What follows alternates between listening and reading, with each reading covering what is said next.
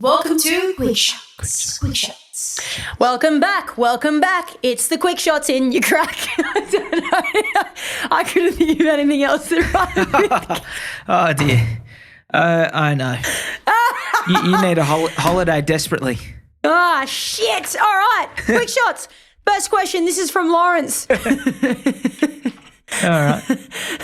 No cracks were hurt in the recording of this podcast. What do you think?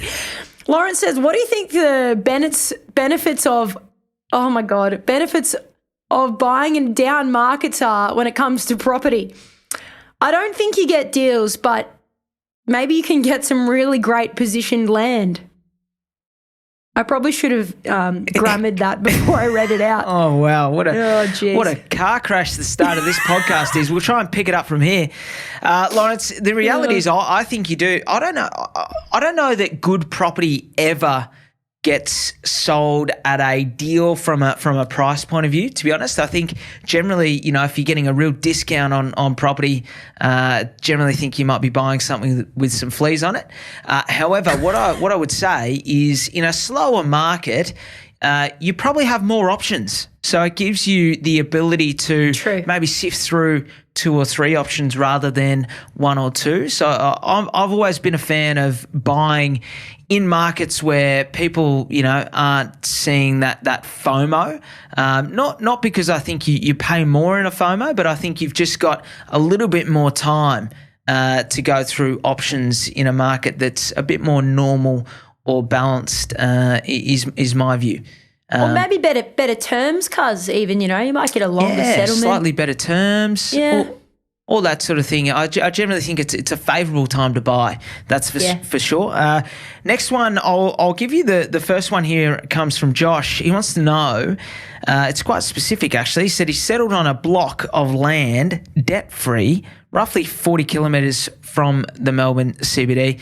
The builder has rescinded his contract because of the delay, and it didn't worry him as he's not in a rush.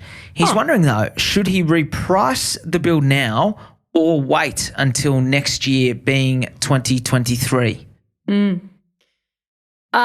Good detail on that one. I think I would say if you're not worried and that's debt-free, you're in a very good position, my friend. Look, if it was me, I would probably see if I could reprice it right now. I would just go to a couple of builders and figure out who is actually in a position to build for me at a fixed price, full turnkey. Now, if you can't find a builder that's doing that, I mean, maybe pop us an email because there's definitely some builders doing it. But if you can't for any reason, maybe wait a little bit.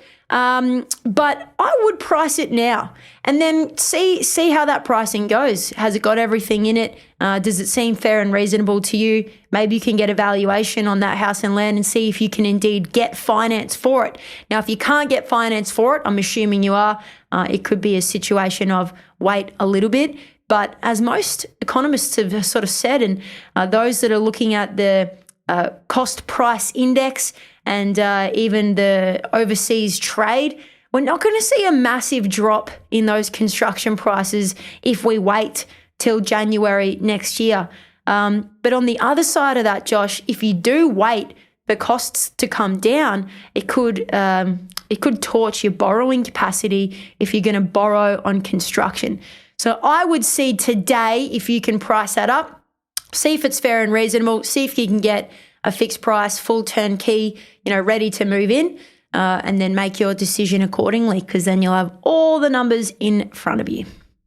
I like it. And because you're taking a couple of weeks off, I'll give you this last one as well. It comes from Erica, and I'll give this one to you because this is your backyard. In fact, it's your wheelhouse. Your whole job is predicated around buying and seeing opportunity in the Melbourne market. Erica wants to know, though, why are Melbourne rents so low compared with other capital cities? A question I have pondered many a night. And to give the people a bit of Insight context. into Alex's evenings. Watching Paul Murray and pondering why Melbourne rents are so low. That's exactly right.